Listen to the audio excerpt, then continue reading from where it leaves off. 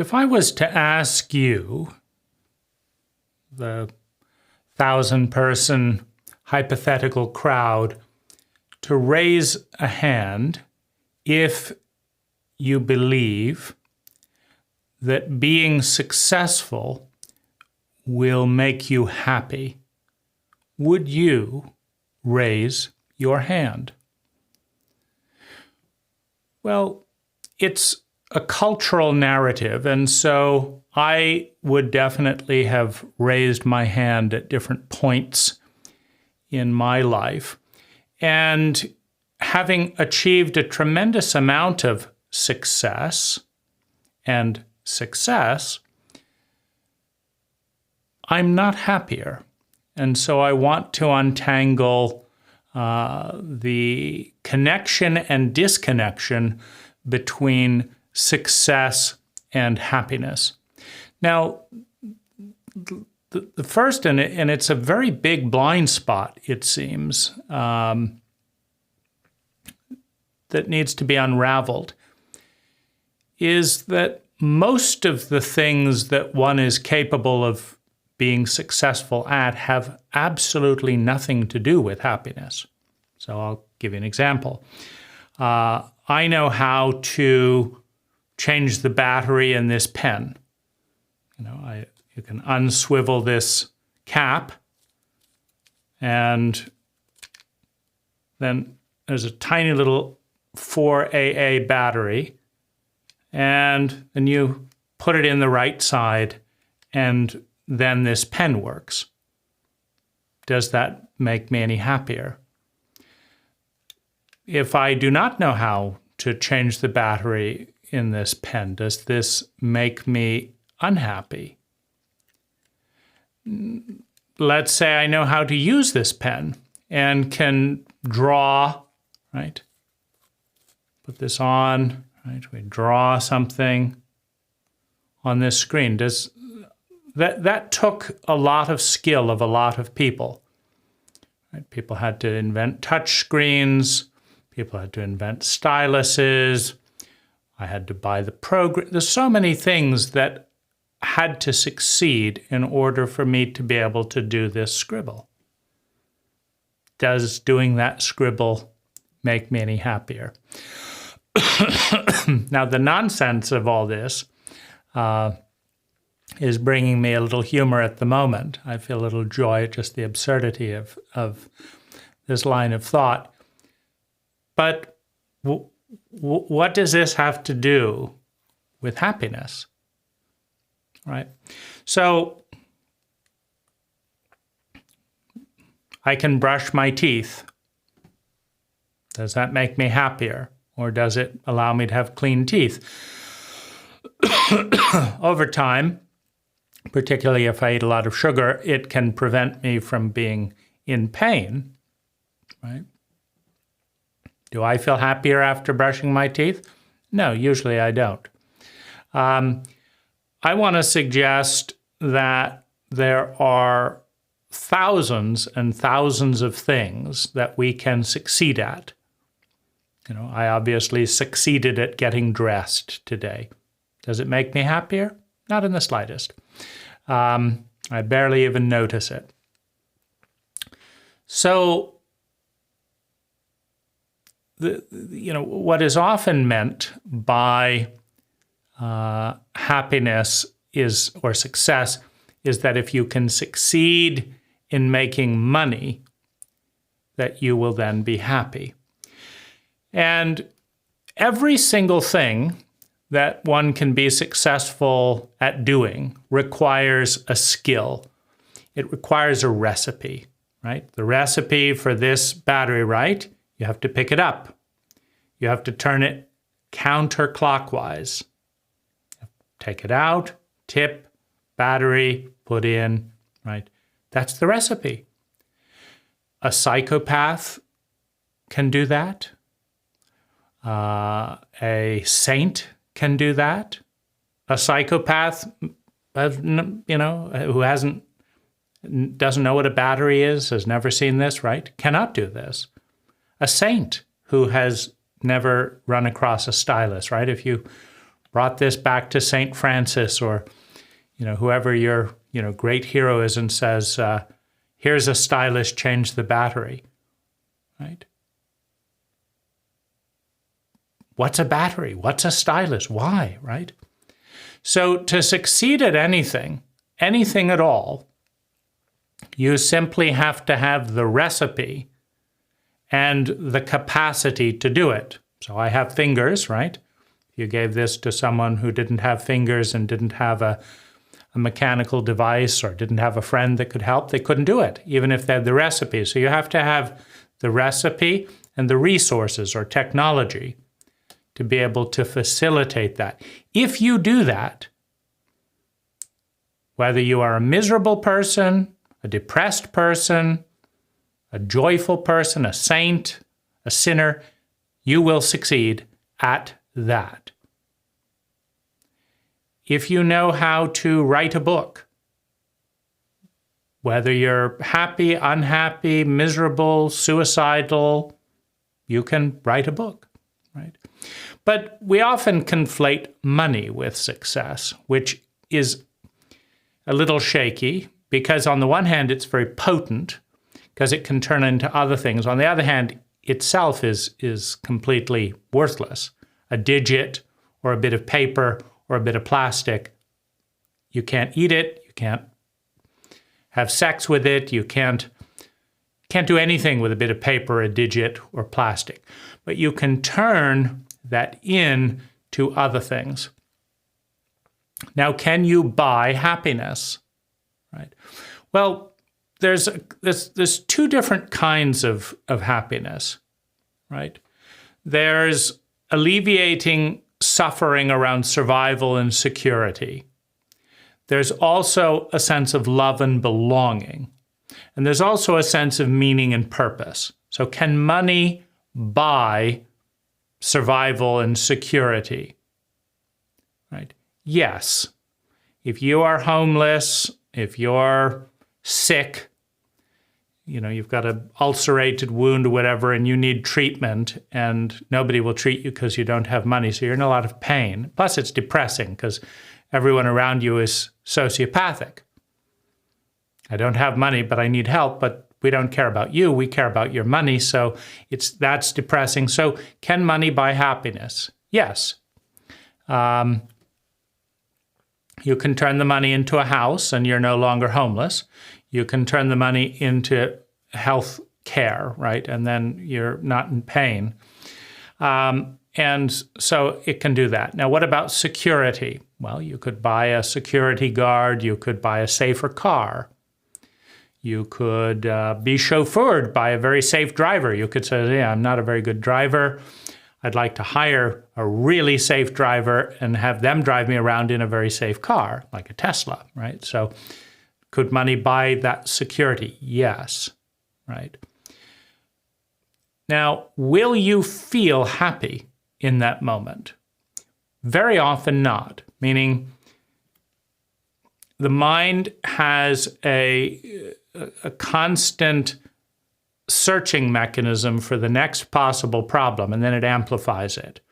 The mind amplifies negativity and negative possibilities 500% more than positive possibilities and positive scenarios, right? If something great is going on in your life, your stove works today, it's wonderful. You turn on the gas, the stove works up, you press the button, your kettle heats up, it's incredible.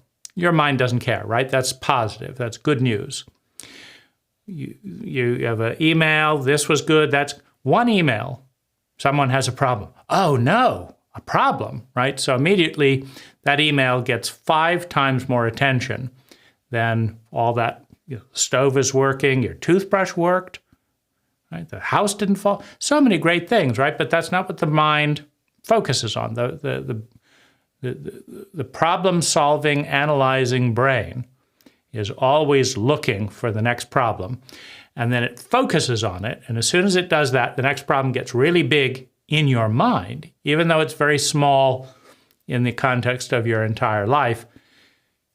It is astounding how upset, right?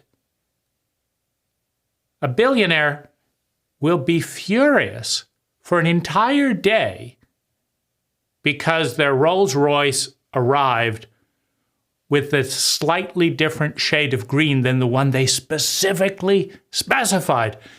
Oh, is this terrible? Right? In other words, the brain does not seem to be able to grasp the difference between your child is going to die and you have no money to pay medical bills, for which money is a pretty good solution, and nobody is paying attention at the Rolls-Royce company. What were they thinking? Indeed, right? But is that Rolls-Royce going to make you happier than the BMW? Not a bit of it. Does your mind say it does? I need to do this, I have to do it. It says it is, right? So the brain is not very good at being rational past this kind of basic survival and security type phenomena. And it is a fact that a majority of people with no problems other than, their Amazon order didn't arrive, they ran out of spinach and they were just going to have a spinach sandwich. These people are miserable most of the time, right? And so the success at having more money is not solving that misery, right? They're ruminating about some little thing for days because there's nothing else, there's no other problem, right? So there's a certain kind of point of diminishing returns, right? When you're going from having nothing to being able to move out of your parents' house, money and outer accomplishment, this huge, big thing, it's this big deal, right? But as you're buying your third Rolls Royce, and it's not the color that you wanted, the mind does not have the ability to say, this is a complete waste of life. It can't do that. It will elevate this tiny little problem to the same big deal as I don't have enough money to leave home for my first month's rent, right? And I really want to have my independence, right? So, or I've got to get out of here. I'm going to be killed, That's a really good problem for a mind to solve. And to blow up at 500% potential, right? I'm going to die unless this gets solved. Great. Blow it up 500%, ignore all the other stuff, get safe. Absolutely. But the mind does not stop picking the worst problem in your life and blowing it up 500% just because you're now safe. Now it's, when could it happen again? Now it's looking at every stranger on the street. And this is a miserable life. And it becomes even more miserable if you're told that having lots of money or success, quote unquote, will make you happy, because it doesn't. Your mind just keeps, whoa, what about that?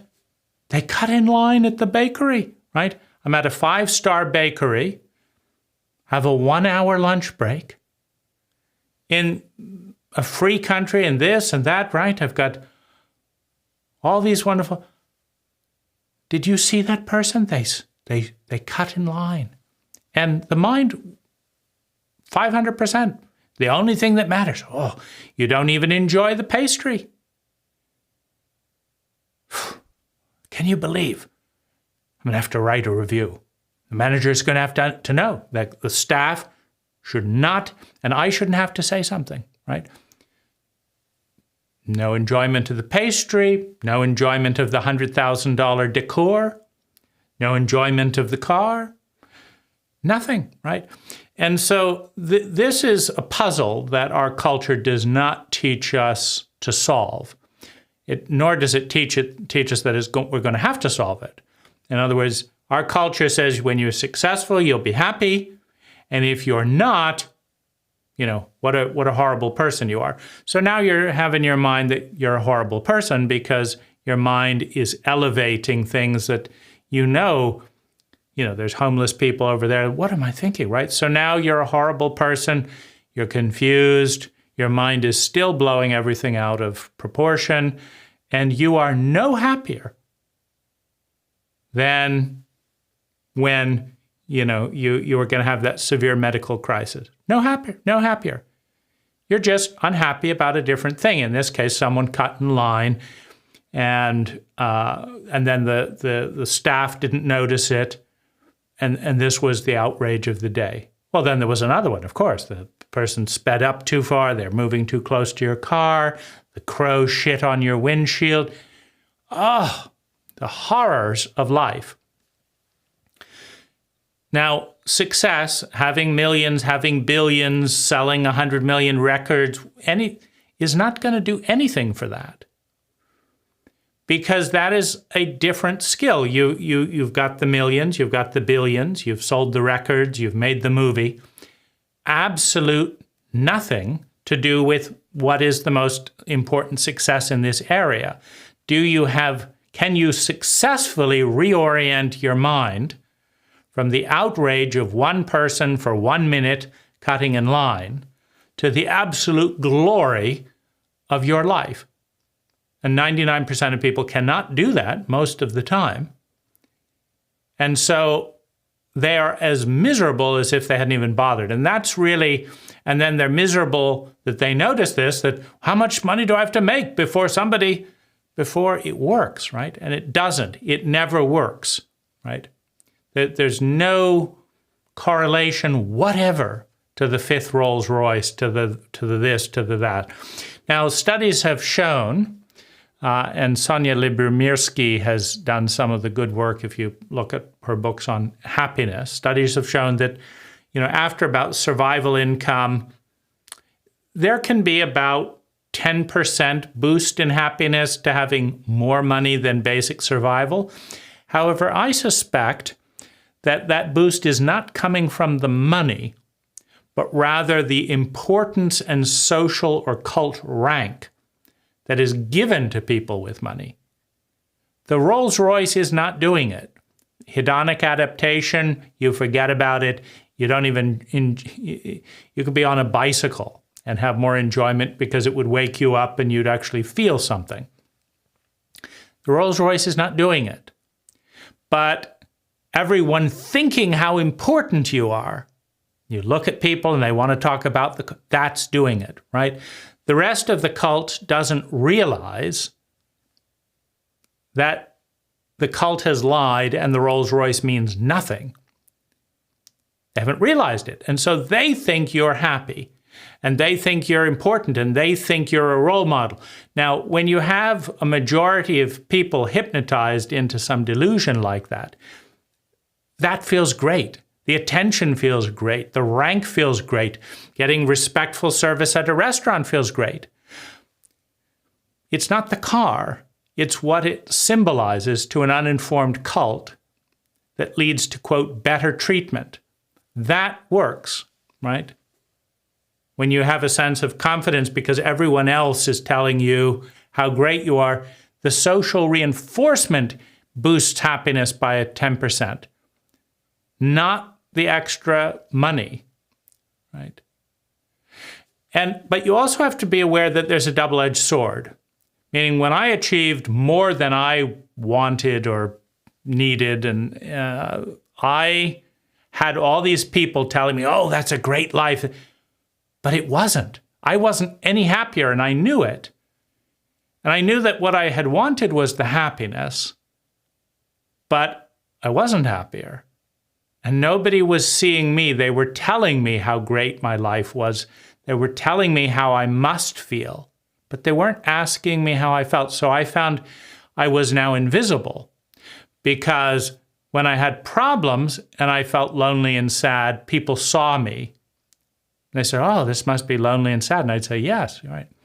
But when I was successful, I still felt the exact same way. But everyone imagined that I was feeling great. And so I just became invisible through the cult hypnosis around this kind of success. And that invisibility was worse to me than being seen. right? So I found that to be a new problem that I didn't have when I was a failure. When I was failing, then people were able to see me. When I was succeeding, people were less able to see me. They gave me more rank, more respect, but they were less able to see me, less interested in seeing me. So I felt more alone on that level. Now, if you think of being a successful engineer, you will build a bridge that doesn't fall down. Okay. Now, what does building a bridge that doesn't fall down have to do with your marriage? Have to do with training a dog? Have to do with cooking a good meal? Have to do with knowing what you like? Absolutely nothing. You can be the best bridge builder in the world and be depressed, suicidal, have a partner that hates you and cheats on you, and feel your life is pointless. So, is that successful? Yes. You are the most successful bridge builder. It has nothing to do with other areas of your life. And often, if you think of the phenomenon of specialization, let's just say you can go 10 miles a day, right? You can walk 10 miles a day. So if you walk in just one direction 10 miles a day, you will get very, very far, relative if you walk around in circles. If you walk 10 miles in circles, you don't get anywhere very far. But you cover a well-rounded area, right? So that's the phenomena with generalists and specialists.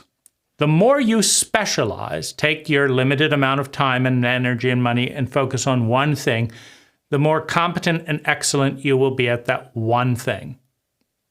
So in this case, the world's best bridge builder, the world's best chess player, whatever. And you will be very, very good at that. But because you spent all your time doing that, you are not good at chatting up the waitress you like. You are not good at driving safely. You're not good at training a dog. You're not good at teaching your kid math. You're not good at 99% of things because you're single-focused, right? So the more successful you are in one area, there is often a correlation with, you have it in savant syndrome, right? Someone who can play like Mozart, can play music, can hear it in his head, whatever. But what about playing chess, right? What about this? What about that? And in mathematical geniuses, they often don't have a clue, like people with Asperger's syndrome that can see this and that, the other, whatever. They often have no clue what's going on in their friends' feelings, right? And so, again, you can be the most brilliant mathematician. Several of the most brilliant mathematicians, I think, have ended in madness and suicide in the last few hundred years, right? The brilliant mind that's absolutely miserable because knowing how to solve a math equation does not teach you how to meditate or enjoy life or be present for a cup of coffee. Now, simultaneously, you can go to places that are poor, backwards, unevolved, and you will find people, particularly in rural areas, having a great time. I guarantee you, if you go to rural farms in poor places in the world, you will find happier people in not the stereotype, not the projection, but actually feeling happier. They don't have anxiety disorder. They're not worried about what other people are thinking about them. Things that can make you absolutely miserable in sheer luxury, right? They didn't get accepted into college. They never even went to college, right? They feel good about themselves. They're in an enjoyable routine. They're enjoying nature, right? So the idea that, but no, almost no one would call them successful, but they're very successful at being content, at a good sense of humor, at being fit, healthy, right? Enjoying their own company, enjoying time with animals, enjoying time with nature. They are incredibly successful in those ways, but they're not successful at making a lot of money. Very few farmers are. So what I want to communicate so far is that being a good dentist does not make you a good horse trainer.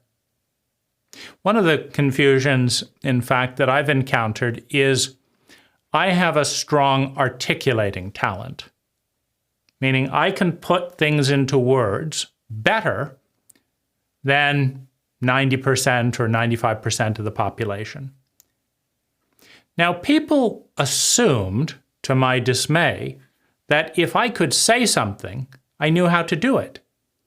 Like I've written books on happiness while I'm depressed.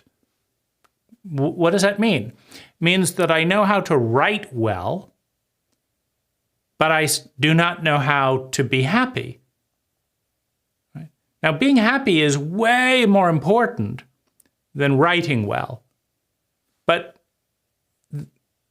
I have almost never encountered someone who reads the book and says, oh, this is a really great book, and assumes that I don't know how to do it. Right? They assume that I know more than they do, when many times they couldn't write the book, but were happier than I was, right? So that's a clue that success has sometimes even a negative correlation with happiness, right? It can have, right? To be the best dentist in the world, you may have to ruin your family life. To be the best family person in the world, you may have to give up on being a good dentist or a dentist at all, right? So that's a very, very important thing to understand, is that 90% of all success has no corollary with happiness. And 2, some success has a negative correlation with happiness. And 3, being successful in one area does not make you successful in other areas. And number 4, that making money after a certain point has a very low correlation with happiness. So what does it take? And then, finally, that in an untrained psychological state, in other words, raised in a psychologically illiterate culture, we have very little science-based technology on how to work with, for example, the absurd problem that our mind, and I've been through this, right? So I used to have problems. Could I make money, right? Could I do this, right? And then could I ride a bicycle? And could I get out of the house? And could I save up money and not, this? And could I do this and that? And could I make a sale, right? And those changed my life, right?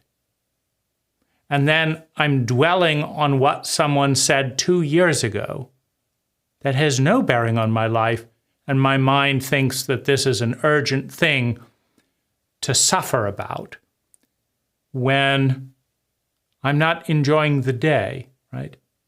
And my day is 10 times better than, so the more luxurious and spacious our day is, the more our mind has to go into the past or into the future or into more and more speculative areas to find this horrible thing that it's got to spend all of its time on. Well, it's crazy making to watch that happen and realize that it's affecting me. Like, that's a waste of time.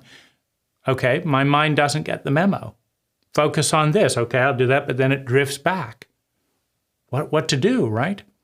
So if you can successfully train your heart and mind to direct towards constructive things, And unfortunately, once you've got into a certain level of luxury, the only thing that's going to bring any real impact is helping other people, right? So that's really the solution there. Once you have more things than you got more books than you can read, more music than you have time to listen to, more food than it eats. Half of American food rots in the fridge, right? So you've got more food than you can eat. You're already fat enough, right? You've got more money than you need, right? To in any reasonable sense, you've already bought and upsized the house and upsized this and bought a backup this and all this stuff, right? It has less and less return on investment. Now, if you take, 30% of your money or 20% of your money and start giving it to people and helping them learn to get up past survival and security, that has enormous impact because you see people's lives being changed and you can empathize through mirror neurons and enjoy their growth and success because at that level it has meaning, right? You take a child in a sex slave network and you give them another opportunity, right? And if you have enough skill to deal with child psychology and trauma and all of that and see the well-being, the change, right? That can bring you joy and well-being, right? So that's one way if you want to keep accumulating and giving it to the people that for whom it matters the most. So that's a good track on that. But if you want to stay self-centered, self-focused, right? What do you do when your life is as miserable as it's ever been? Your mind is just working harder to come up with this, outrage at the slightest insult of some person you don't even know, right? So for that, you have to get successful at working with there, which has nothing to do with making money, right? Now, let's look at this from another angle, because this is a lot of fun. I want you to imagine and take a moment to feel the awareness outside of language and outside of identity. Just open your awareness to as wide as it can go. And language doesn't fit into that state, right? If you've never experienced any of this, responsibly look into microdosing psilocybin and find a point where you can start feeling an awareness. If you've never experienced it, you may not know where to look in your psyche, right? Our cult is filled with materialist, obsessive identities, and so we don't have much experience in this diffuse, unfocused, nonverbal awareness. Now, as you open up to that awareness, it's much bigger than your I or the identity that your I has created to define you. Your identity is your pattern of thinking, feeling, speaking, doing, and being. That the I says, that's me, and I've got to do it, and I've got to think it, because that's who I am, right? It's all locked up in that. And those thoughts skew to the negative. Now, the awareness is outside of that. It's outside of the language, so it's outside of the thought. It's a presence. Now, people in a state of flow, people in a state of beauty, of grace, of nature, of transcend, right? It's the transcendent awareness. So whatever you can name, it's bigger than that. That's what transcendent awareness is, right? So you're there. See if you can find it.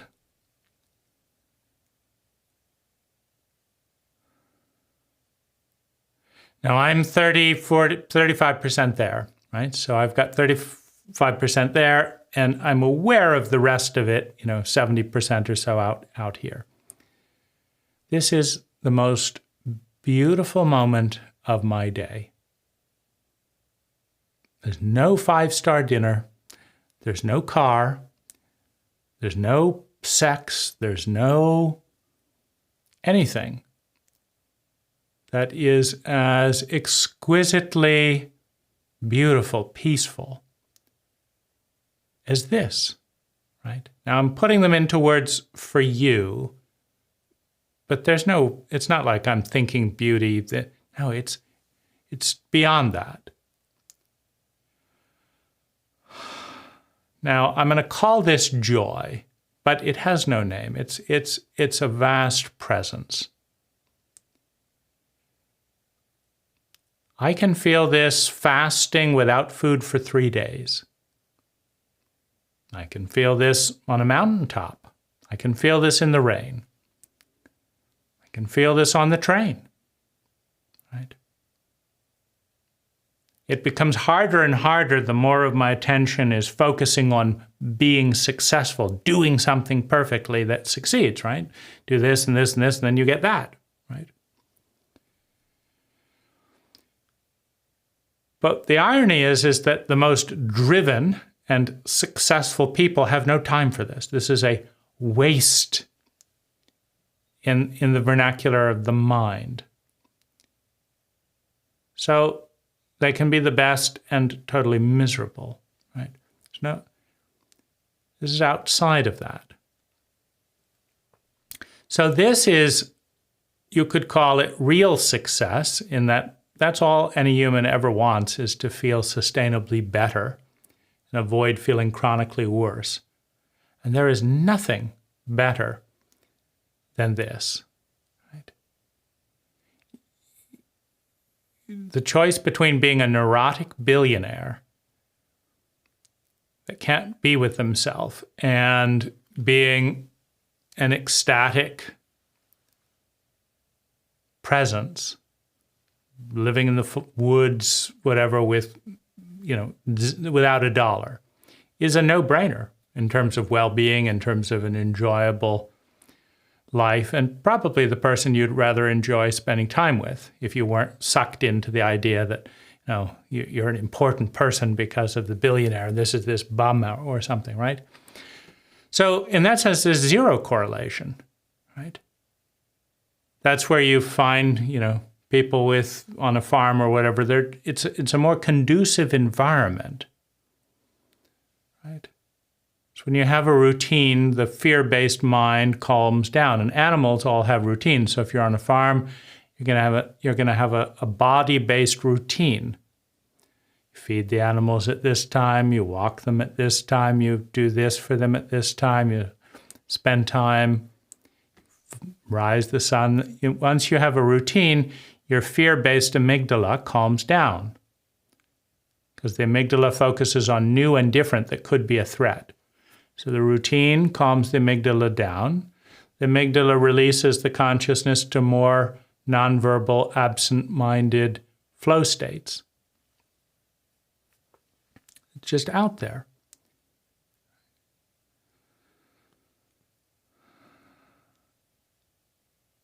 Complete happiness, regardless of what's going on. You can have a toothache and notice it and be outside the toothache.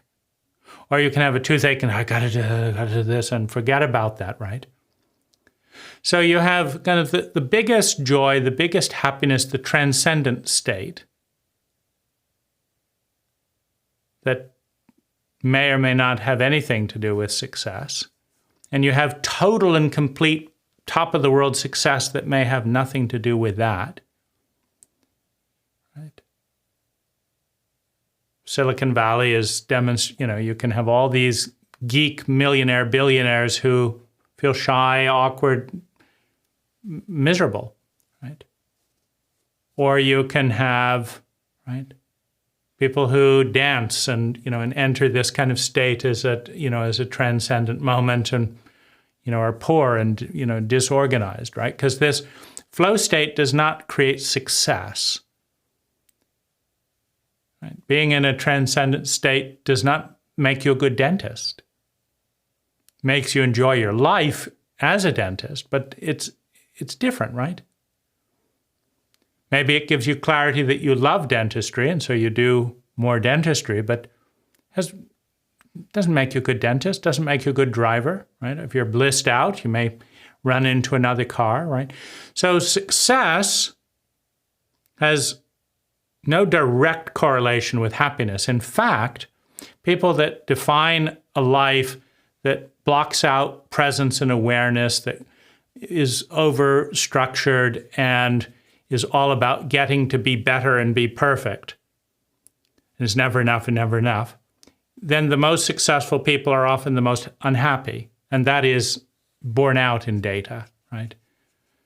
The people with the most degrees, postdoctorate degrees, etc., that is a class of people that is less happy than the uneducated on an emotional level, right? They're more depressed, they're more angsty and all that, right? Because they've got studied all these arcane books and all that. It has nothing to do with happiness, right? Happiness has nothing to do with success. They dovetail in areas. When meeting basic needs by being successful will relieve suffering to a point where you can, perhaps, if you're intelligent enough, spend more time out here in the awareness, right? But even those things, intelligent enough, higher, that doesn't exist out there. There's just presence. There's just presence.